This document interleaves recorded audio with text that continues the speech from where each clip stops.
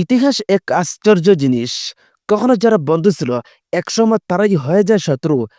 আজ আমরা জানব ইরান আর ইহুদি জাতির সেই পুরনো বন্ধুত্ব থেকে চরম শত্রুতায় পরিণত হওয়ার কাহিনী।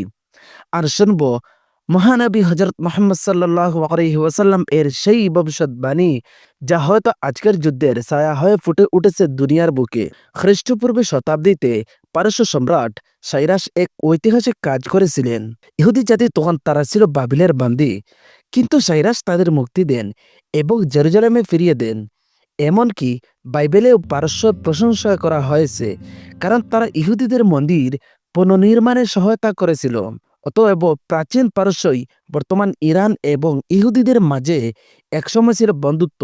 এখানে প্রশ্ন ওঠে, তাদের মধ্যে যদি বন্ধুত্ব ছিল, তাহলে বর্তমানে যুদ্ধ কেন হচ্ছে? এই যুদ্ধের বিষয় যদি জানতে চান, তাহলে আমরা পুরানো ইতিহাস দেখতে হবে। ইতিহাসের পাতায় গিয়ে দেখা যায়, নবীজি সাল্লাল্লাহু আলাইহি ওয়াসাল্লাম এর সময় পারস্য রাজত্ব করেছিল কিসরা। তখন নবীজি সাল্লাল্লাহু আলাইহি ওয়াসাল্লাম ইসলাম গ্রহণের আহ্বানে কিসরাকে এক চিঠি পাঠালেন। সে নবীজি সাল্লাল্লাহু আলাইহি ওয়াসাল্লাম এর দেওয়া চিঠি ছিঁড়ে ফেলে অপমান করে। যখন এই সংবাদ শুনলেন, তখন নবীজি সাল্লাল্লাহু আলাইহি ওয়াসাল্লাম বললেন, যেভাবে সে আমার চিঠি ছিঁড়ে ফেলেছে, আল্লাহ পাক তার রাজ্য ছিঁড়ে ফেলবেন। আর নবীজি সাল্লাল্লাহু আলাইহি ওয়াসাল্লাম এই কথা বলার সাথে সাথেই আল্লাহ কবুল করে নিলেন। এরপর আল্লাহর হুকুমে মুসলিমরা পারস্য জয় করে। তখন থেকেই পারস্যের দিক বদলাতে থাকে, ইহুদিদের প্রতি সহানুভূতি কমতে থাকে। 1988 সালে ফিলিস্তিনের মুসলিমদের ভূমি দখল করে ইহুদিরা ইসরায়েল রাষ্ট্র গঠন করে। পুরো মুসলিম বিশ্ব ক্ষুব্ধ হয়, কিন্তু অনেক রাজতান্ত্রিক আরব সরকার নীরব থাকে। 1979 সালে ইরান থেকে রাজা পালিয়ে যায়। আয়েশা আয়াতুল্লাহ আল খামিনীর নেতৃত্বাধীন শিয়া ইসলামিক সরকার তখন ইরান ঘোষণা করে দিল, আমরা ইসরায়েলকে কখনো মেনে নেব না, একে ধ্বংস করে দিতে হবে। এখান থেকেই বন্ধুত্ব চিরতরে শেষ হয়ে যায় ইরান ও ইসরায়েলের।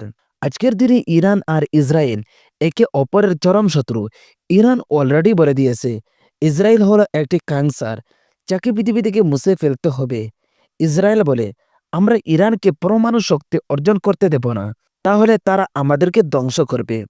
ইরান হামাস, হিজবুল্লাহ ও ফিলিস্তিনের সমর্থন করে, আর ইসরায়েল মাঝে মধ্যে সিরিয়া ইরানি ঘাঁটিতে হামলা চালায়। এই দ্বন্দ্ব শুধু রাজনৈতিক নয়, এটা একটি ধার্মিক ও ভবিষ্যৎবাণীমূলক সংঘাত। হযরত মুহাম্মদ সাল্লাল্লাহু আলাইহি ওয়াসাল্লাম বললেন, তোমরা ইহুদিদের সঙ্গে যুদ্ধ করবে, এমনকি গাছ পাথরও বলবে, হে মুসলমান, আমার পেছনে একটি ইহুদি লুকিয়ে আছে, তাকে হত্যা করো। আর এই হাদিসটা হলো সহিহ মুসলিম। এই হাদিস থেকে জানা যায়, শেষ জামানার এক পর্যায়ে মুসলিম ও ইহুদিদের মাঝে মহাযুদ্ধ হবে। এটা কোনো রাজনৈতিক সংঘাত নয়, বরং ইমানের এবং বাতিলের মহাকার যুদ্ধ। তখন নবী সাল্লাল্লাহু আলাইহি ওয়াসাল্লাম ভবিষ্যৎবাণী করে গিয়েছেন যে শেষ জামানার হকপন্থী এক বাহিনী বের হবে খোরাসান অঞ্চল থেকে, যেটির মধ্যে বর্তমান ইরান, আফগানিস্তান ও তুর্কমেনিস্তানের অংশ পড়ে। খোরাসান থেকে একদল বাহিনী কারো পতাকা নিয়ে আসবে, আর কেউ তাদের থামাতে পারবে না। অনেকে বলেন এই বাহিনী ইমাম মাহাদির সৈন্য হবে, তারা যাবে বায়তুল মুকাদ্দাস পুনরুদ্ধার করতে। দেখো, এক সময়ের বন্ধুত্ব ইরান আর ইহুদিরা আজ পরস্পরের ধ্বংস কামনা করেছে। আল্লাহর রাসূল সাল্লাল্লাহু আলাইহি ওয়াসাল্লাম বলে গেছেন, শত্রুর সঙ্গে যুদ্ধ হবেই, আর হক ও বাতিলের এই দ্বন্দ্ব শেষ হবে এক মহাসংঘাতে। ইসরায়েল দখলদারি, ফিলিস্তিনে নির্যাতন, মুসলিম জাহানের নিঃশব্দতা, সব মিলিয়ে যেন সেই দিনের ছায়া ক্রমেই ঘন হয়ে আসতেছে। ইতিহাস শুধু পেছনে ফেলে আসা কাহিনী নয়, তা ভবিষ্যতের দরজাও করে দেয়। নবীজি সাল্লাল্লাহু আলাইহি ওয়াসাল্লাম যে যুদ্ধের ভবিষ্যৎবাণী করে গিয়েছিলেন, তা হয়তো আজকের ইরান ইসরায়েল দ্বন্দ্বের মধ্যেই জন্ম নিয়েছে। আল্লাহ যেন আমাদের ইমানের উপর অটল রাখেন, আর সেই শেষ সময়ে আমরা যেন হকের পাশে থাকি ইনশাআল্লাহ।